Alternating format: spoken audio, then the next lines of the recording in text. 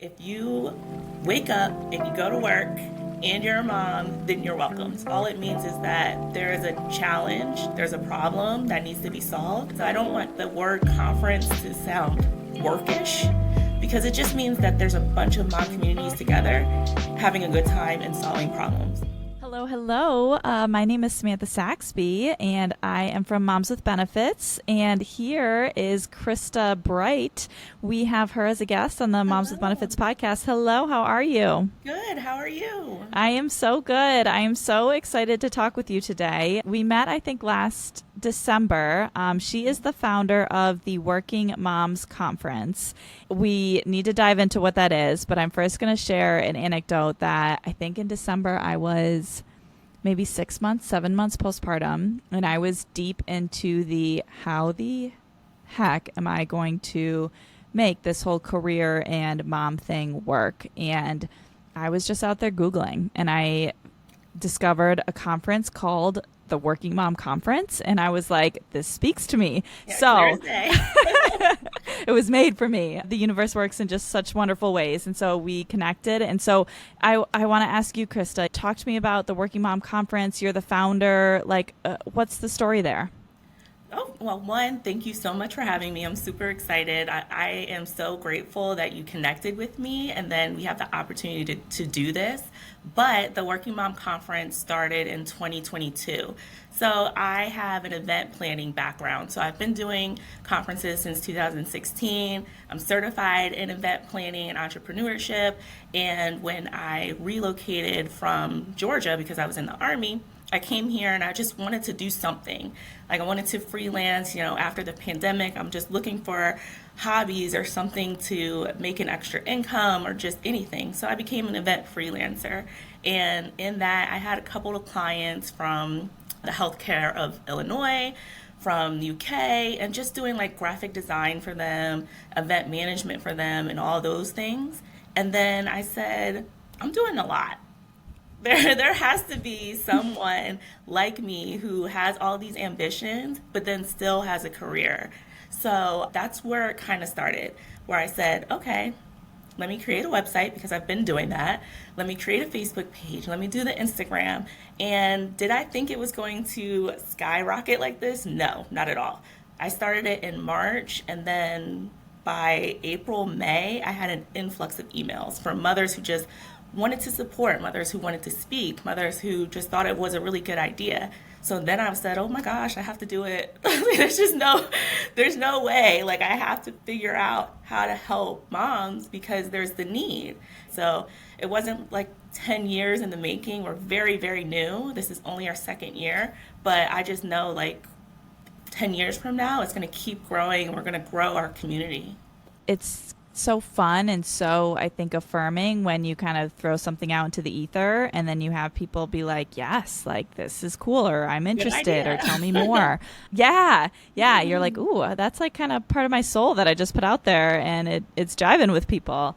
It sounds like you were really kind of doubling down on your strengths, it sounds like, of event planning and creating websites. And a lot of folks maybe are insecure to kind of like take the step or like put their content out there or to try their business or to do this for their family. What do you feel like ignited the fire or made you confident enough to like put yourself out there and put out this new conference that literally did not exist? So I call myself a serial student. So I have 4 higher education degrees.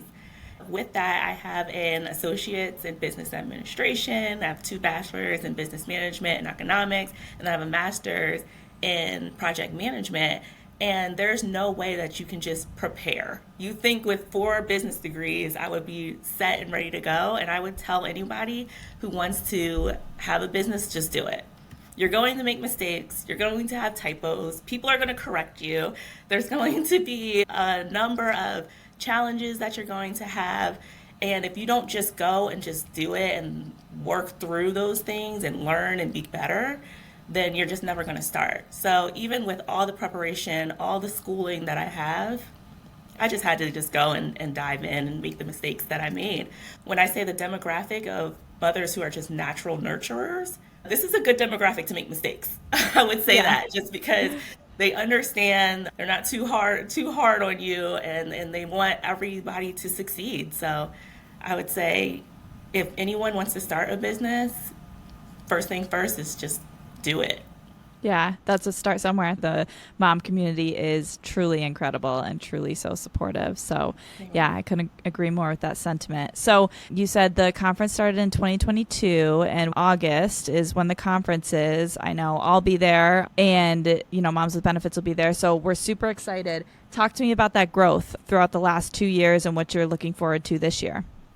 So I started it in 2022, but the first one was in 2023. So we had the first one in 2023 in Washington, D.C. I had no idea who was going to come. I had no benchmarks. I had no clue how it was going to turn out. But when I say 99.9% of the mothers were happy and ecstatic and networking and just got everything that they wanted to get out of the conference, it just came into fruition. So I did that in 2023. Now I know who primarily comes to the Working Mom Conference. So when I called it the Working Mom Conference, and I don't want to go on a little tangent here, but when I called it the Working Mom Conference, I wanted to make it clear as day. If you wake up and you go to work and you're a mom, then you're welcomed. That's it. That's all it is.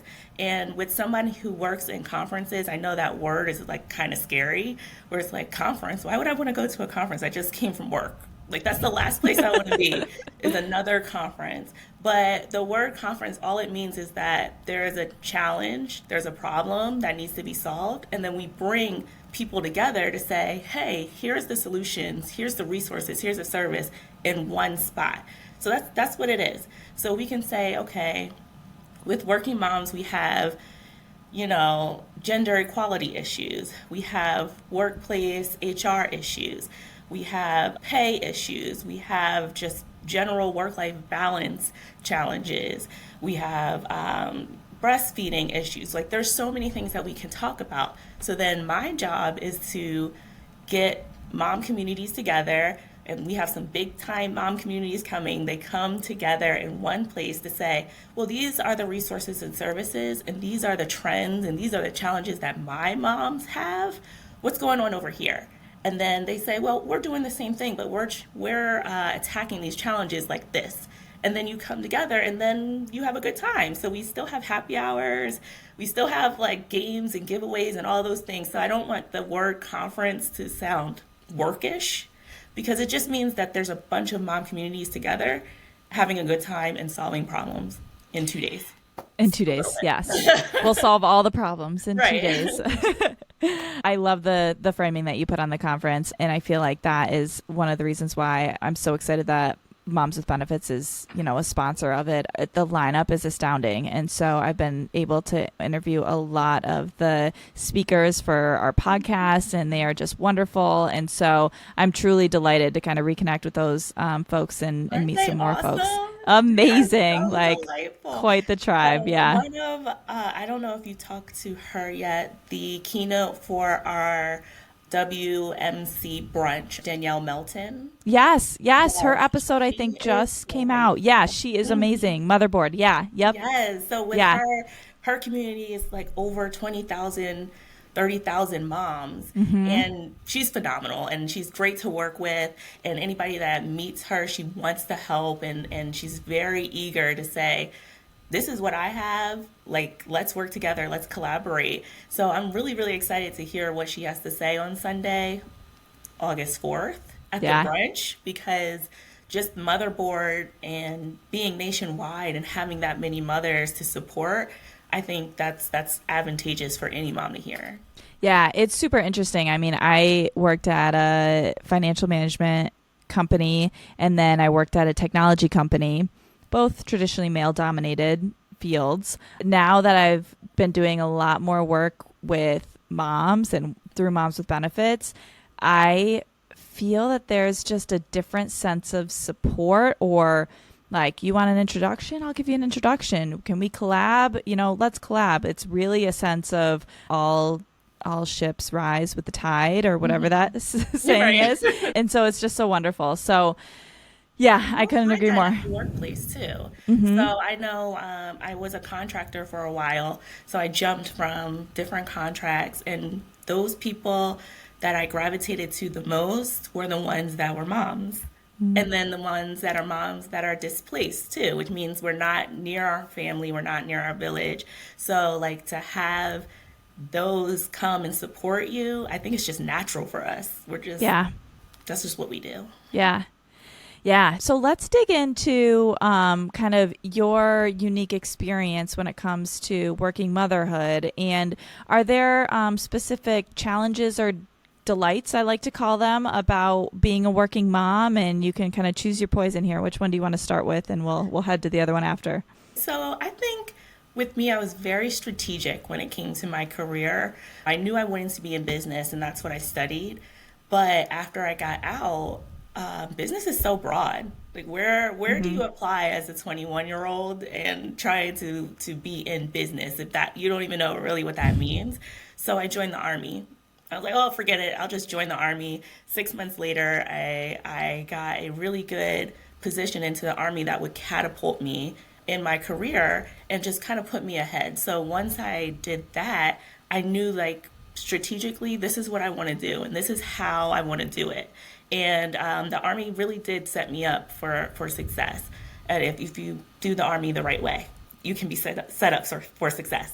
With that, I went from Georgia and I went to the DMV. So I relocated in Maryland. After I got out of the army, I went back to New Jersey, where I'm from Jersey, and I got a call for a job.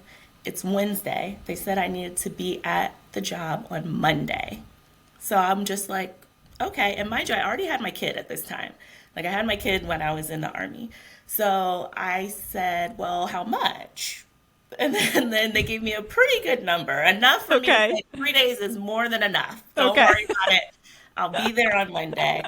So I just packed up, and my village is in New Jersey. So my family did help me when it came to watching my son.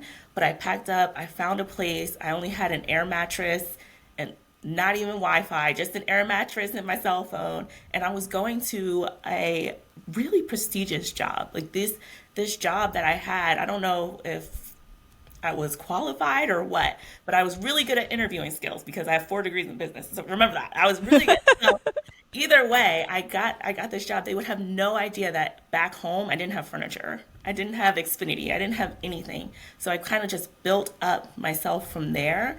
And when it comes to working and being a mom, like I said, it really just depends on how do you build that village. So I looked for other moms that were just like me, displaced. They said, hey, they called me too, and I'm from Texas. And they called me too, and I'm from here, I'm from Delaware. And I'm like, okay, so all of us are here to work because we're on this contract. All of us have kids, and then all of us came to support each other when it came to, like, picking them up from daycare or just knowing where the daycares are in the first place, and just staying late at work or just watching each other's kids so you could do something fun. Like, just all of those things, that's the most rewarding part when it comes to being a working mom, is to know that you're not in it alone depending on what, industry you're in. But I always found a mom that was just like me. Amazing. And did you find these moms within your employer, like they were your colleagues, or did you kind of go outside or both? A little bit of both. I'm a bit of an extrovert, and I love to plan things. I'm extremely social. I think I've had like 4 or 5 meetup groups since I moved down here. But no, these are colleagues. These That's people that amazing. if you see me with, I work with them. They resonate with my personality. We all have kids around the same age, and yeah, these are my girls. The reason I ask is on the moms with benefits side, we work with employers to help them find ways that they can better support working parents, flexible hours, paid maternity leave, paid or paternity leave. There's just a lot of kind of small things and small tweaks. ERGs, like employee resource groups, and DEI committees sometimes have a bucket for working parents, and so we're expecting moms. It's so refreshing to hear that your employer, it sounds like, was supportive or kind of at least let you do your own grassroots thing, which is Oh even yes, more badass. Like you were but kind I of a look for change that. agent. I definitely look for that though. Yeah. When it comes to companies, because I say, unless you're like a doctor or a nurse or something like that, they're going to teach you how to do the job. So when it comes to that interview skill set, whatever that job is, I'll worry about that when it comes to training. And I ask, is there a robust training schedule, or how do you train, on all those questions? But I'm really focused on, do you have flexible work hours? Is this, how do you handle micromanagement? Just to know that's what you want to do, or whatever the case is. And what other exclusive perks do you have for your employees? What's your culture like? Yeah. What does upper management look like when it comes to diversity? I want to know, because I spend most of my time at work. Yeah. I want to be happy. I don't want to be stressed out. I don't want to worry about, if I leave now, am I going to have a job tomorrow? Yeah. That's the last thing I want to do. So I used to do resume freelancing. So when I would do the resume and put the resumes out, I'm like, look for people who need that resource, because when you find the need for the resource, then you can ask for the things that you want. If you're going to somewhere where there's plenty of abundance of resources at these companies, you might get the short end of the stick. So that's one thing I definitely want, is to have a good workplace environment. Yeah, no, that's super insightful, especially because I mean, I know you're the sole provider for your family from an income perspective. I think it's easy to kind of just get hung up on what's your wage, what's your income, your salary, etc. But the fact that culture, benefits, flexible work hours, like manager support, like they can make such a difference. I feel the same. And I feel like a lot of, others, the stats are trending that way as well. And so I don't know, do you have any comments on, your salary versus additional benefits, or kind of like how you have analyzed that, or how you would analyze that? Yes, so at the conference, and it's a little different from last year, this year we have a really special keynote that's coming, and she is called the HR Plug, LaShawn Davis. And I did that strategically just because there's two departments that are really, really important to me. One is the tech department, because I need you to fix my mouse, or my internet, or my computer needs to work. IT, I have a friend here. And then HR. It's so convoluted. Every time I get the benefits package, I don't know what I'm looking at. I don't know which one is the best package. I'm breaking down when it comes to gross pay and net pay, and I'm like, how are these taxes happening, and where does this go, and how can I make the best out of my overall benefits package? Yes. That's a huge question. Yeah. And so that's why I make sure that I have those expertise, or those experts that can help me with that expertise. Because not that I don't want to learn it, it's just we're already doing a lot of things. I have a lot of hats already. So it's just like, where can I get that help that can help me get this benefits package together? I would say PTO is really important to me. I take my leave. Some people accumulate their leave. I'm probably at 10 all the time. It's probably at 10 hours all the time. I don't accumulate my leave. I definitely use it. If I'm tired, I'm leaving. If I feel like I'm not being too productive, or as productive as I could be, I'm gonna leave. I'm gonna take the day, because I think that balance to not overwork myself is really, really important. So PTO is huge for me. Salary is too, just because we're in inflation right now. The economy is kind of weird. Apples are $5. I don't know. It's just, salary is really important to me, but I would say more so the flexible hours, to say, do what you want. As long as your work is done, you hit your 80 hours, work at 6 a.m., work at 6 at night. 80 hours? Yeah, so I work 80 hours, 40 hours a week. Yeah. Okay, wait. So you work 40 hours a week? Yes. Not 80 hours. Not 80 hours a week. Okay. Is it like 80 hours in 2 weeks? In the pay period. Got it. I was like, oh my gosh, Christa. No. We need to talk. There's some who, what's that saying? I'm really bad at sayings, man. What's that saying where it's like, I work to play, but I don't play to work? No, is it the other way around? I'll get it, and I'll get back to you about that. I know what you mean, but I'm not the best with sayings either. Yeah. I just know, like, I love what I do, but that's not me. Like I'm a huge advocate on a business works for people. So just know like you are the biggest asset when it comes to a business. So if you're over obligating yourself to a company, but yet you're the biggest asset, something's not right here. Because at Yeah. the end of the day, you don't want to say, "Oh, well, I have to stay late. I'm the only person here, and I have to do this big, huge report. I'm the only one here." Well, if you're going to overextend yourself, then something's wrong with the business model, and Yeah. we gotta take a step back and say, "Hey, management, you need more resources. You need more Yeah. people. You need this, that, and the third." I'm gonna leave, Samantha. I'm gonna find a company that, that has the workplace environment that's conducive for a mom, like Yeah. just for somebody who wants to have a life when they leave Yeah. for these 8 hours. So Yeah, it's super interesting. And I also think it connects to like what's an organization's mission and values and like the mission values. I know those are cliche terms. I know it's like the PowerPoint that you get shown at onboarding. Like I get it, but I also feel like it has to be there and it has to like be part of the culture that is the right culture fit for you. And so it's not saying that like you need a defined kind of same culture that's going to benefit, every type of industry or every type of, style of work. There's broad differences between industries and everything like that, but to know that your organization is fulfilling a certain mission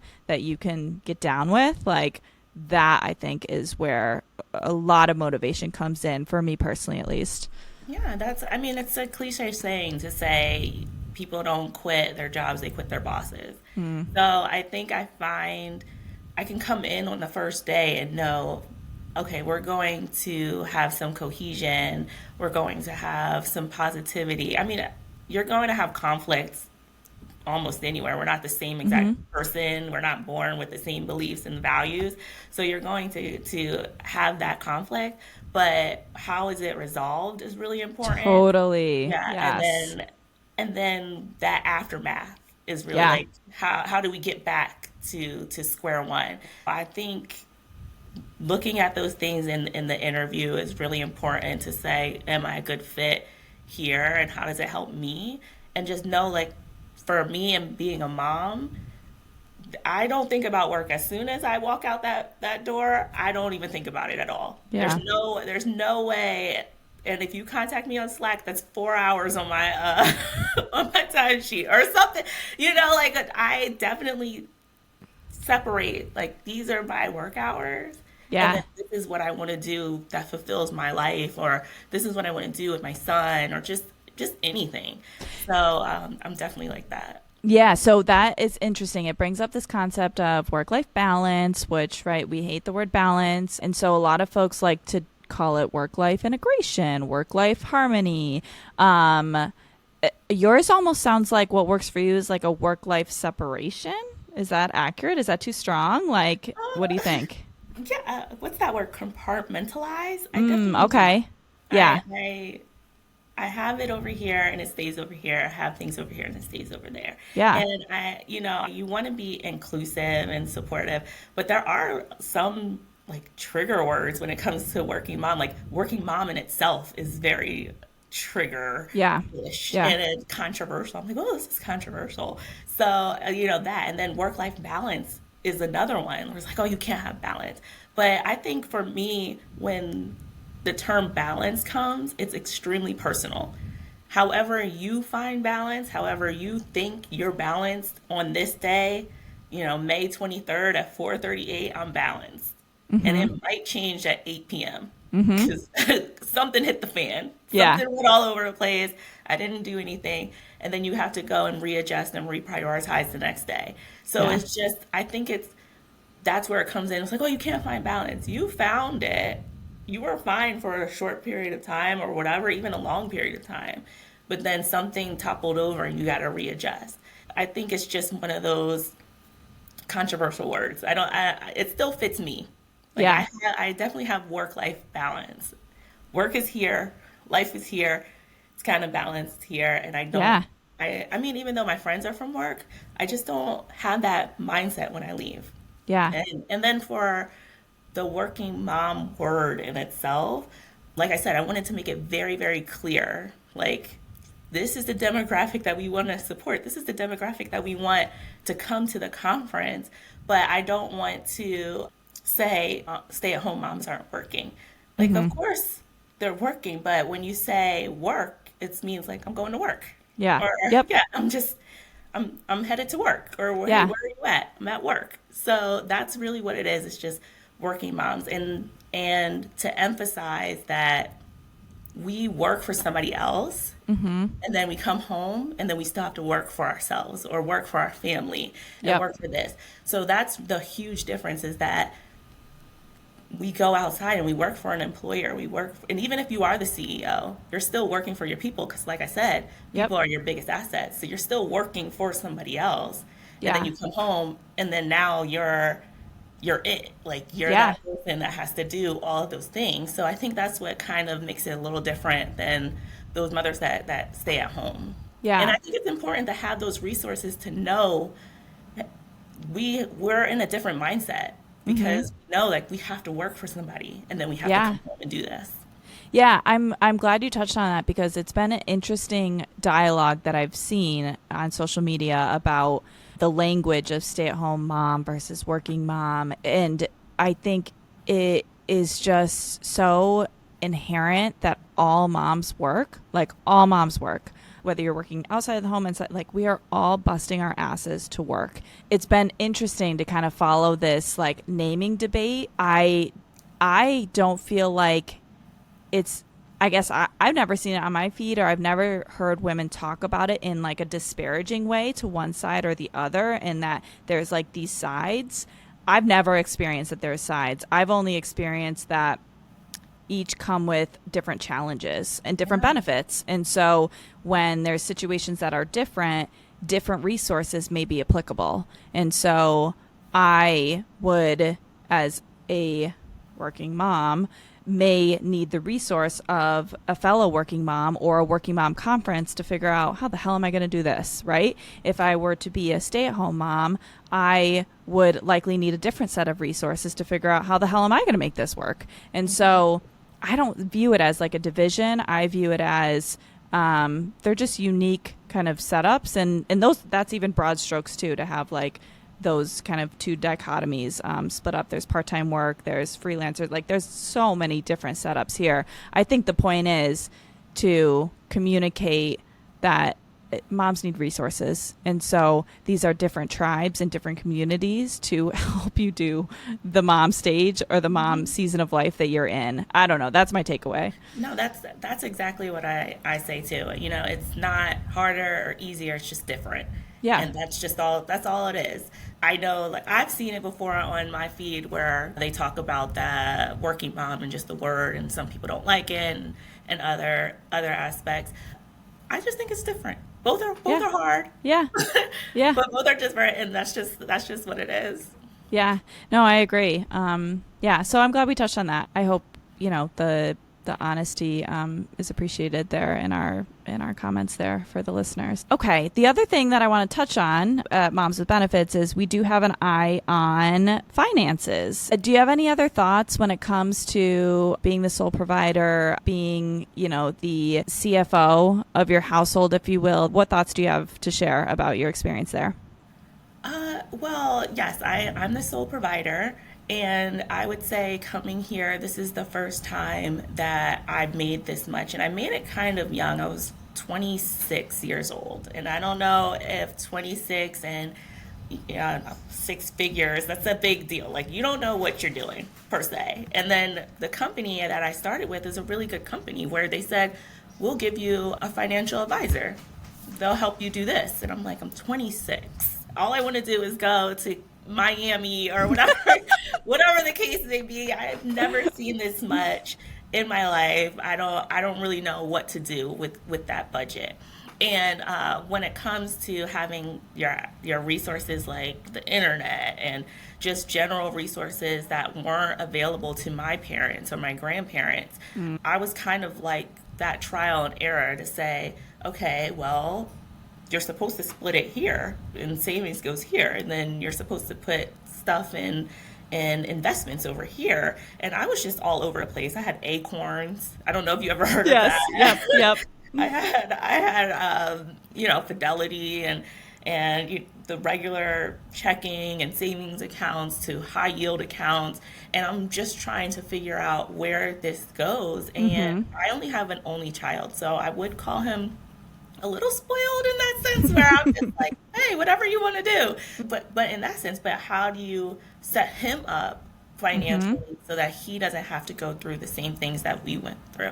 So it's a lot for a mother to come home and then still have to do all those finance things and then go to work and then still have to do all of the mother things too. So I would say I was extremely fortunate and blessed. I mean, I worked hard to get where I was, but to have the opportunity to even kind of put your money where you think it should go is fortunate enough, because some others just don't have that.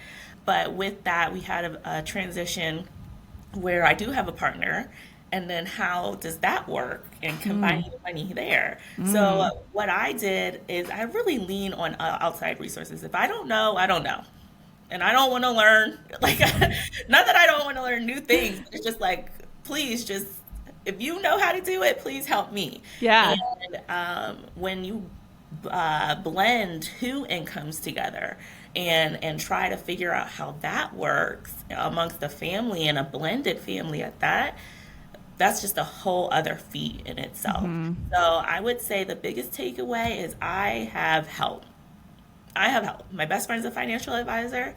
I have a financial advisor through my company, so if they offer that, then that's good. And, automatic withdrawals are my biggest friend, and that's just what I'm doing. But I'm still at the very caterpillar stage. There's no butterflies here when it comes to finances in itself. So I don't know if I answered your question, Samantha, but I hope I did. No, I think so. One of my takeaways, and it may seem obvious, but everybody's financial situation is so unique, and that's like why the role of a financial advisor does what they do, is that they're able to dive deep into like your unique situation. I think the biggest thing here is like to make sure it's somebody you trust. I think part of it is, from my perspective, benefits like health benefits and your other benefits that your employer can offer are just as important to like maximize or fully leverage, if you will, or like take advantage of. And sometimes employees don't know that they could get a gym reimbursement plan, or that,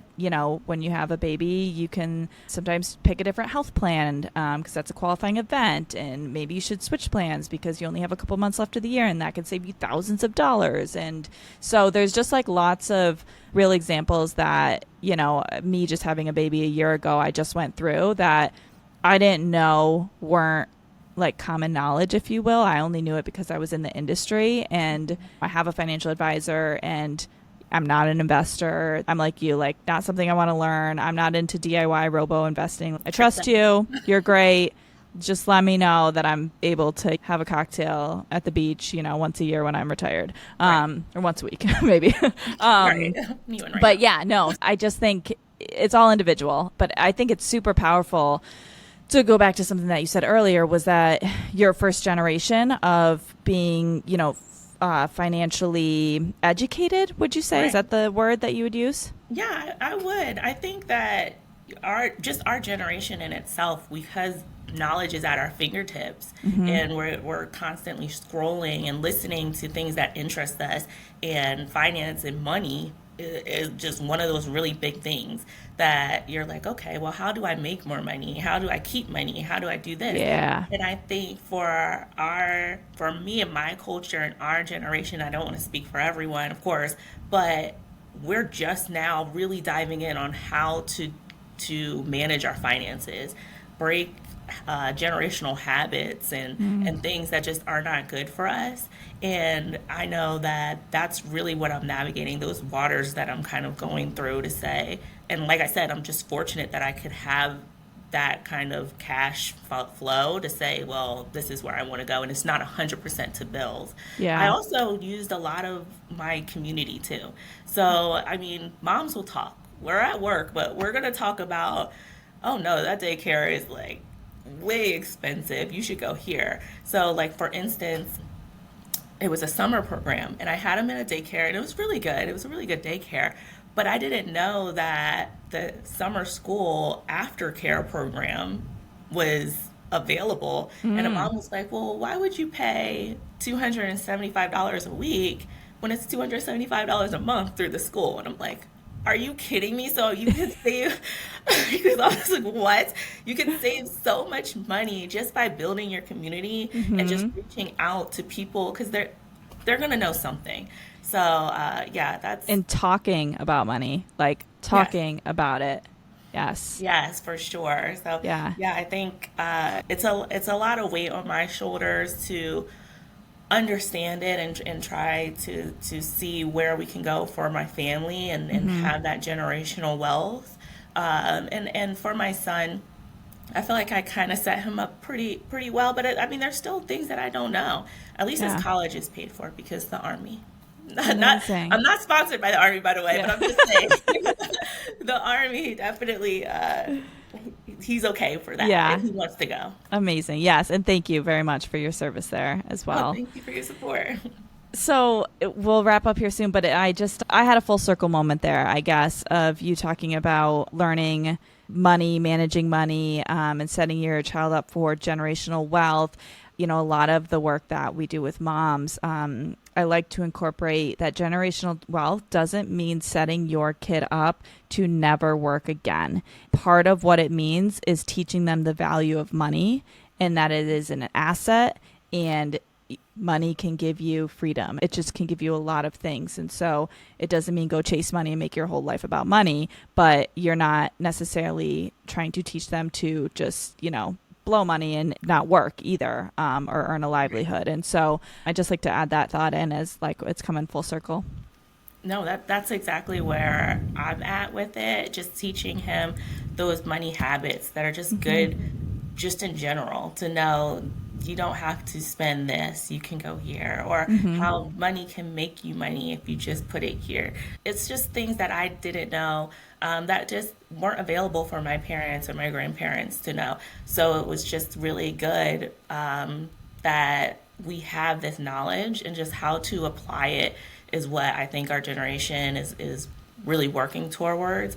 And JoJo, I mean, his piggy bank is set. He's already just dropping them coins in there, and Awesome. already has that kind of business mindset. 'Cause Awesome. even we did spring cleaning, and he was like, I can sell these toys, can't I? And I'm like, Oh, sure. He's like, I'll take a video and put them up. I'm just like, oh my okay, gosh. who Amazing. knows? Yeah. He said $200, but it's definitely not. It's not worth $200. You know what? He's aiming high. I respect Right. that. Maybe somebody would buy Yeah. $200, but yeah, no, he definitely has that mindset too. That's awesome. Awesome. All right. So one last question. I want you to think of you, Christa, your relationship with money, how you would define it in one word, but I want you to do it before you were 26 years old and then after you were 26 years old, or like where you are now. Oh my God. In one word. In one word. Okay. Like what was your mindset or emotion, or kind of what word comes to mind with your relationship with money when you were growing up versus where you are now? Okay. So I would say before I had JoJo at 25, so we're close. So before I was 25, I would say the word is soft life. Any way to make it easier for me, I don't mind. Here you go. And then after 25, I would say frugal. Okay. Maybe. Interesting. Maybe in that sense. I'm like, I'll have a water with lemon. Yeah, I like that. That Restaurant. Yes. Water. I don't need Yes. a $5 iced tea. I don't. that is so I'm funny. Every time my husband orders like a Coke when we're out, I'm like, what? What? $20 like for a glass of Coke. Right, What? for you not to finish it. Yeah, I right. tell my mother all the time, like, she would like that to go, please, because that was $5. Yeah. Yes. Yes. Yeah, no, I'm gonna get lower. That's Oh, what I that's would so say funny. now. Awesome. All right. Well, thank you again, Krista, so much for your time. Remind folks the date for the Working Mom Conference coming up and where they can find more information. Absolutely. The Working Mom Conference is happening August 3rd through the 4th in Philadelphia, my home city, and the Hyatt Centric Center City, Philadelphia. We have some big names here. Not only will Moms with Benefits be there, but we have the HR Plug, we have the CEO of Motherboard, we have four very large mom communities with over 70,000 moms collectively in their communities. So hearing from those CEOs, from those founders are going to be big. We have a mompreneur marketplace, a moms only happy hour, and we have a really big announcement next week. I don't want to ruin it. Just stay tuned. Subscribe to our newsletter on www.thewmconference.com or follow us on Instagram at Working Mom Conference. But thank you so much for having me. This is so Awesome. much fun. Yes. Happy to have you. If you are currently expecting or just looking to plan ahead, check out perkyleave.com to learn more about your leave benefits. Moms with Benefits is chasing financial and emotional stability for motherhood. If you've resonated with any of the stories from our moms, we'd love for you to give us a rating and quick review to help spread the word. You'll also find Moms with Benefits on Instagram at momswithbenefits.org. Keep going and keep growing, Mama.